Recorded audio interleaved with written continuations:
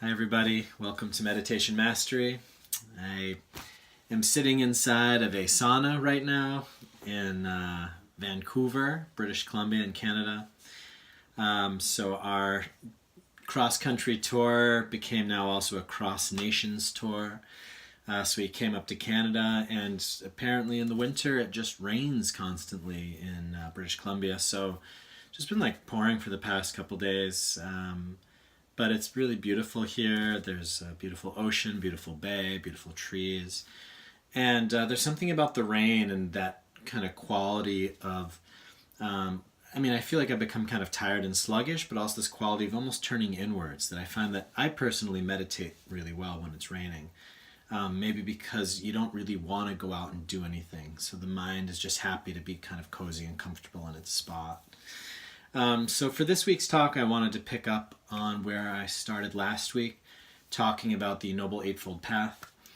And last week I spoke about right view or right understanding, kind of seeing things clearly. And as far as the progression of that, I would say that, once you have the right understanding, the right view of what is practice, why are we practicing, kind of what is this thing that we're in, the next step from that, it's right intention. And right intention, one of my teachers, Ajahn Brahm, he said it's to be kind, to be peaceful, to be gentle. So being kind and gentle and peaceful, it's not only the way that you treat other people or other things, but it's also the way that you treat yourself. It's also the way that you treat all of your thoughts. It's the way that you treat all of your feelings. So whatever you experience, whatever arises in your mind, whatever arises in your heart and your perceptions, you are kind to it. You kind of make peace with it. You find the way to kind of be gentle with it. You try not to create more stress, more aversion, more pushing away. You try not to feel like victimized by things.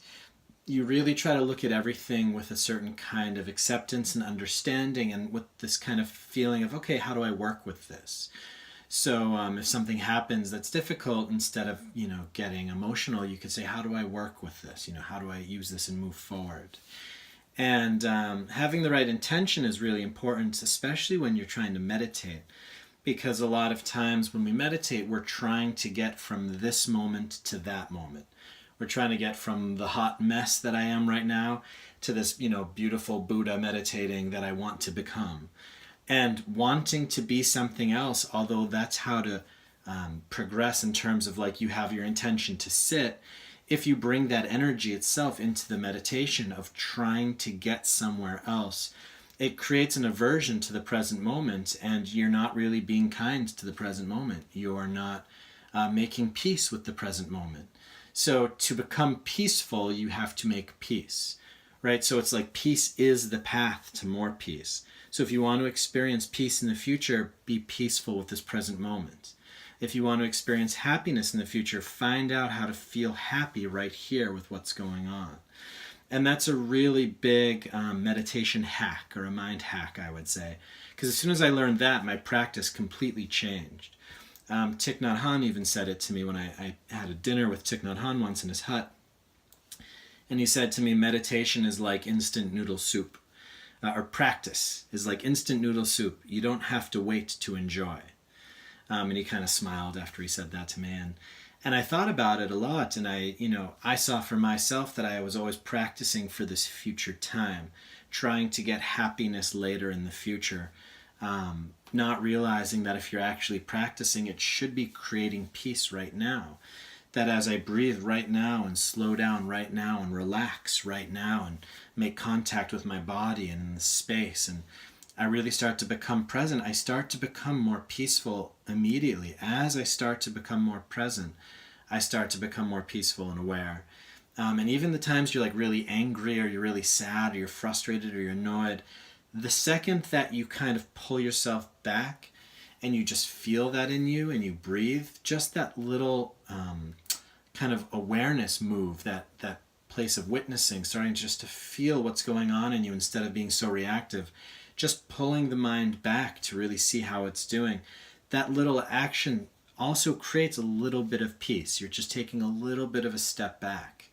And so even when your mind is really kind of off the rails and it's really in a bad place, by practicing in even that moment, even in the worst moments, you could still find a little bit of relief. You can still start to move the mind back into the right direction, start to try to understand what's going on, how to handle this situation, how to unravel the situation so that I can again find my middle as much as possible. And whatever that means, there's many different ways.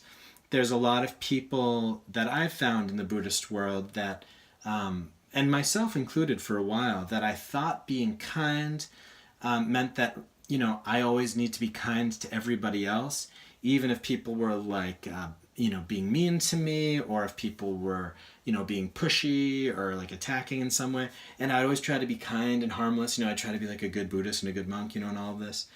And I remember when I finally saw in those moments that I wasn't really being kind to myself, that I was forgetting to set boundaries, that I was mistaking kindness for almost allowing weakness, I guess, right? Allowing people to do whatever they wanted to me and not fighting back, and realizing that you can set boundaries and that's actually quite healthy.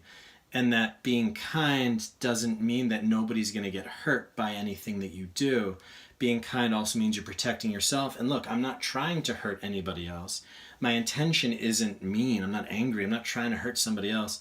But sometimes to try to be kind and protect yourself will also mean that somebody's going to feel like hurt or offended. But if that's not your intention, if that's not the place you're coming from, if you're coming from a place of self-kindness, then it's okay. And that was a really important one for me to see, that kindness has to be in my own mind, and it also has to be in my interactions with others. But it's not, everything's not so focused outwardly, that sometimes we also have to find the way to be kind and be gentle with ourselves and make peace, right? If you're in the car and you're running late and you're worried that people are going to be upset at you or something, be gentle with yourself, be kind to yourself, say, what, actually, I want myself to be happy, I want to feel safe. I'm not going to try to please other people, thinking that that's kindness or something, or that's peace or harmony, is pleasing everyone else.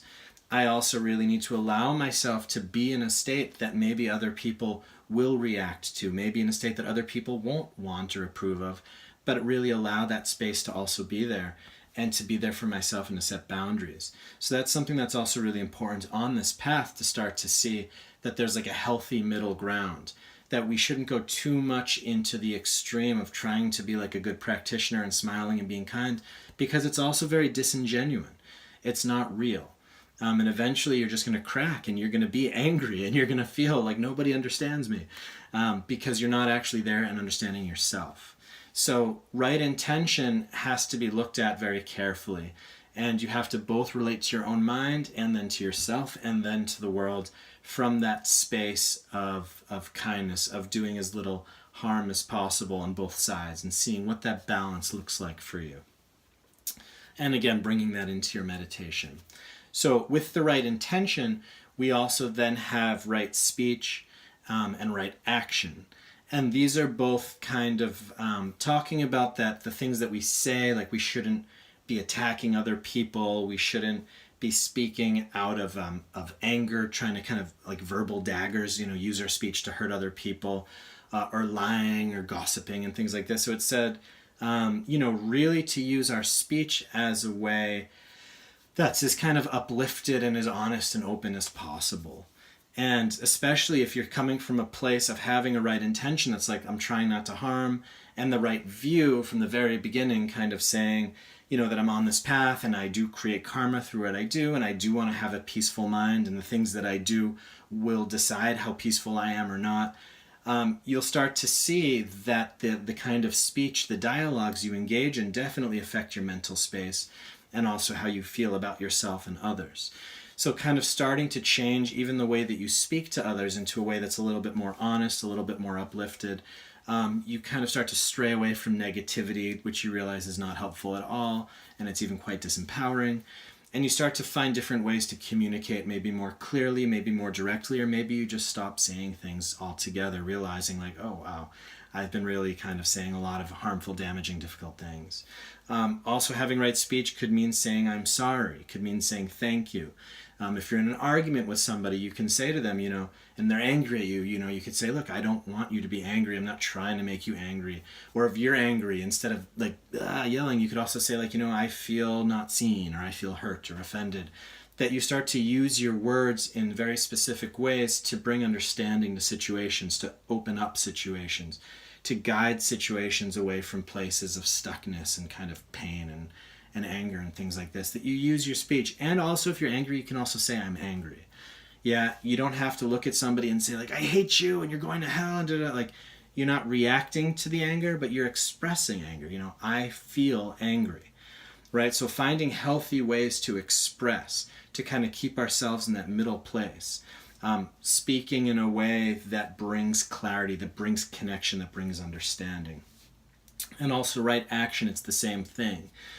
So it's we're not killing, we're not stealing, we're not harming others purposefully, right? We're not doing things with the intention to hurt somebody or to take something from them for us. And, because if you look at the world, you see that there's a lot of that, right? The big corporations kind of taking resources for themselves, right? Or you see people robbing and breaking into cars and killing people. And, you feel all that, and it's really hard energy. It's very heavy, and it creates a lot of suffering, a lot of unhappiness.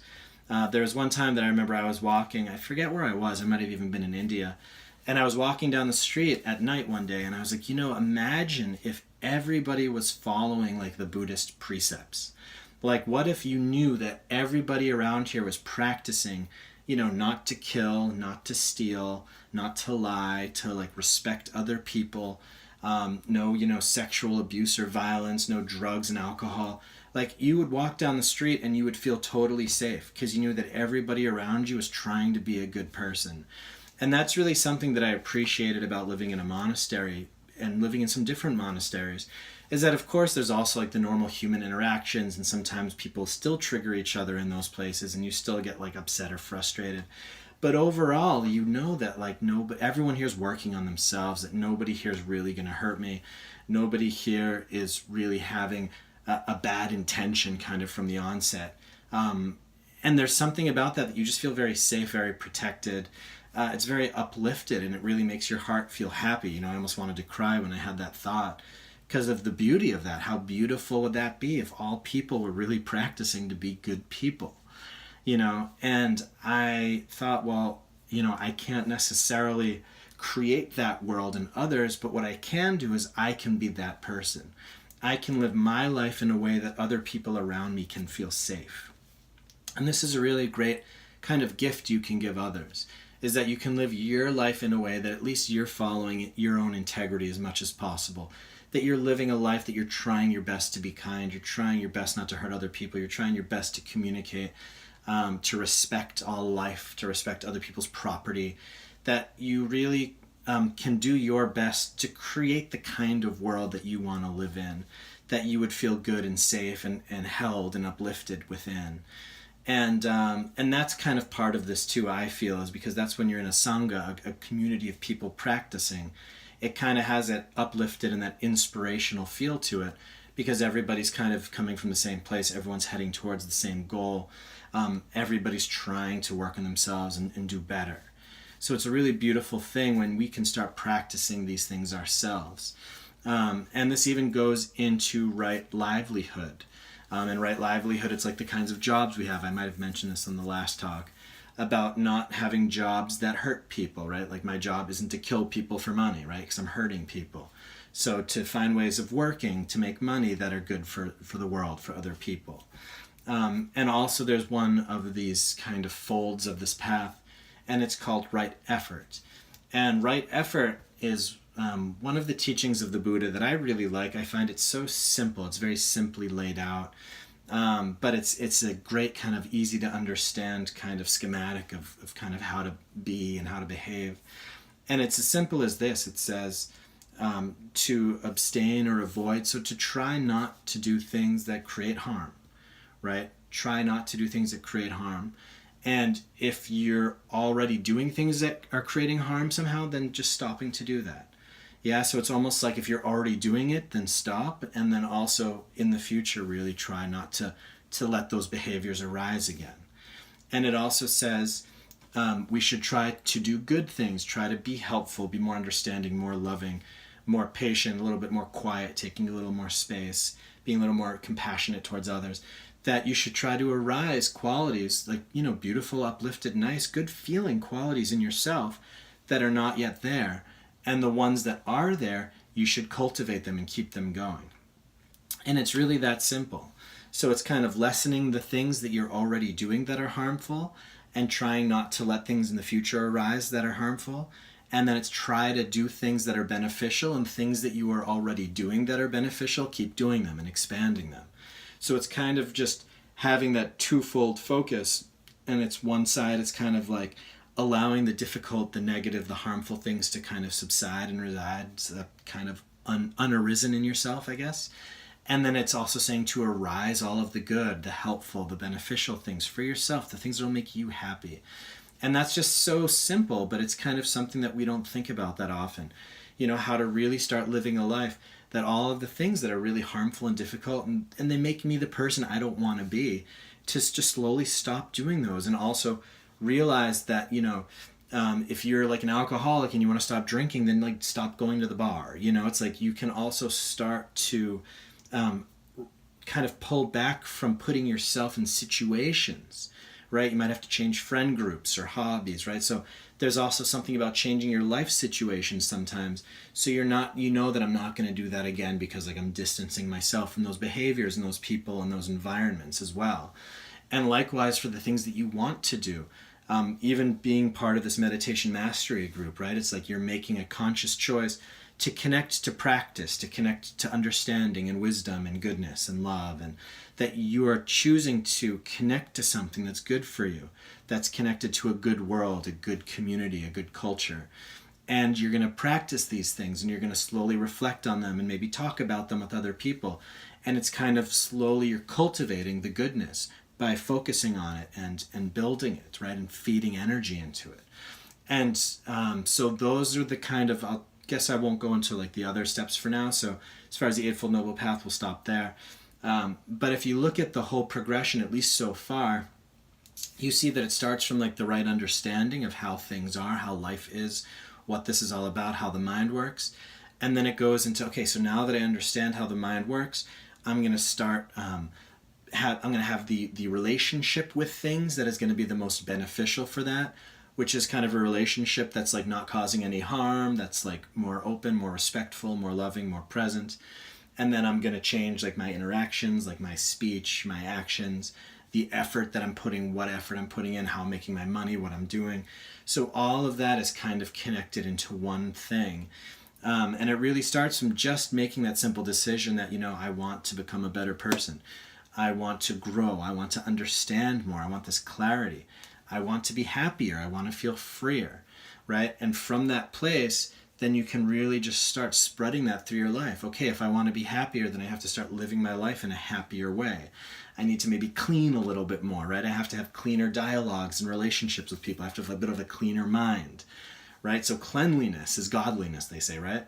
There is something about cleaning. When you clean things off, as the monk, we always like shaved our head, because just to keep remembering to just clean things off, to start again, right? Just to make everything clean.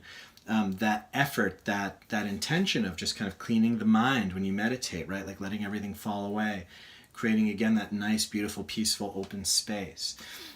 So you'll start realizing that as you're focusing more on how can I do things in my life that are bringing more goodness, and how do I refrain and distance myself and cut off things in my life that are bringing more pain, struggle, distress. And we can see that pretty clearly. But it's also going to be a lot of learning, right? That this is a learning process. Somebody actually asked me today, which was pretty cool. I forget what we were talking about. Maybe we were talking about like the stock market or something. And he said, oh, like how did you learn how to do things in the stock market? And I said, well, I learned by trial and error. And I learned by making a lot of mistakes. And he's like, oh, you make mistakes? And I said, yeah, actually in life, my way of living life is instead of trying to set boundaries for myself and then trying to keep myself within those boundaries, which is for me personally very difficult. If I set a boundary, I'm always hitting into that boundary, trying to see like, well, what's past it? Well, can I keep going or not? I see for myself, it's actually better just to let myself do whatever I want and actually get hurt, right? Go the wrong way until it's like, oh, and really make a mistake. But then I've learned a deep lesson, and then I know, okay, I don't want to go there because I know what's over there. I know that I can get hurt. I know that's a bad way to go. And that's kind of how I take care of I would almost say it's like my inner child, right? That like my relationship to myself is to really let myself run free and just say, I'm here for you, and I'm watching out for you, but go ahead, make mistakes, get hurt, no problem, learn and grow. And whenever you're ready and you've learned your lesson, you come back and I'm here for you, and then we can kind of set up some frameworks and some boundaries that make sense to you. So a lot of people, like we want to go to the gym, or we want to have diets, or we kind of want to do things in our lives, and we set these intentions and these boundaries and these frames, and then we don't do them, or we do them for like a week, and then we stop and we give up or we quit or whatever. And I feel like a lot of us know that pattern of trying to build momentum, and it just dies right away. And I've found that that's because, trying to force yourself, that willpower, it's not necessarily the way. Sometimes, like for myself, I have to like be a slump for a while. I have to like just sit around and do nothing for a couple days and really build up that feeling of discontentment, that my body starts to hurt, that I don't really feel good. And I have to get to the place where I say, okay, now I'm ready. And I'll stand up and I'll wash the dishes and I'll do everything. And I'll go to a yoga class, and I'll go on a hike, and I'll pick myself back up, and I'll say, okay, and now I got myself back on track. So sometimes we have to kind of like allow ourselves to go the wrong way, to feel what is the right way, and then to move in that way. So Buddhism's not a path of judgment, right? There's no judgments if you've done something bad or wrong, if you've hurt people, if you've stolen things, like whatever you've done, there's no like punishment that's coming, from the Buddha or something. There is karma associated with everything we do. But your own like feelings of guilt or shame, or like your bad conscience, that's not supposed to be a punishment. That's just supposed to tell you, hey, you did this thing, and your conscience is telling you that it's not in your integrity, and that's why you should not do that thing anymore. And do whatever you can do to right it. When I was on retreat, I remember that I was in my 3-month silent retreat, and I remember when I was a kid, I used to steal money from my sister's bedroom.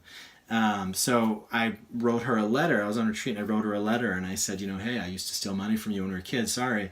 And I had like some money from donations people gave me. So I put like a couple €100 in an envelope, and I sent it to her. And I felt so much better. It's like I suddenly, for whatever reason, like 30 years later, I had this memory or this feeling like, oh, something feels wrong. Oh, I did this thing when I was a kid. Oh, I feel so bad. How can I correct that? Here's how to correct it. Now I can let it go. So really listening to your conscience.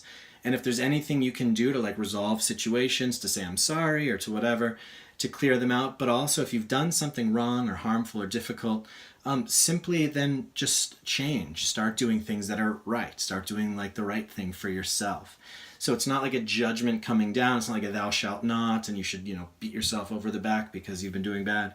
It's more like you should use your inner feelings of guilt and shame to say like, oh, okay, like I'm not in line with this, and I feel like I should behave differently because I want to feel better about myself. I want to feel proud of myself. I don't want to have to like hide parts of myself because I'm doing things that I know I shouldn't be. You should really be able to own yourself fully and show yourself fully. And if you can't do that, then really look into changing your behavior just for yourself, And if you've done something that you think is wrong and it's not like the right way to do things, then just simply shift it. Just recognize that and say, okay, and shift it and start doing things the way that you want to do it. Yeah, that using any moment as a new opportunity to just start living the life you want, to start shifting your behavior patterns. Yeah, and that's really all that it takes. As simple and as difficult as that, right? So it's like a lifelong journey, but you can keep making steps every day, every day, every day. You keep making steps, and then by the time you look back, you say, wow, I've come so far. And I can say from experience, that is how it works, right? I've had a huge life transformation since I started practicing, like totally different person. And I'm still growing, and I'm still learning, and it's still happening, and it will continue happening for my whole life. And I'm very grateful to be on this path. So thank you all for sharing today in this, and we'll get right into the meditation. So take care from Vancouver.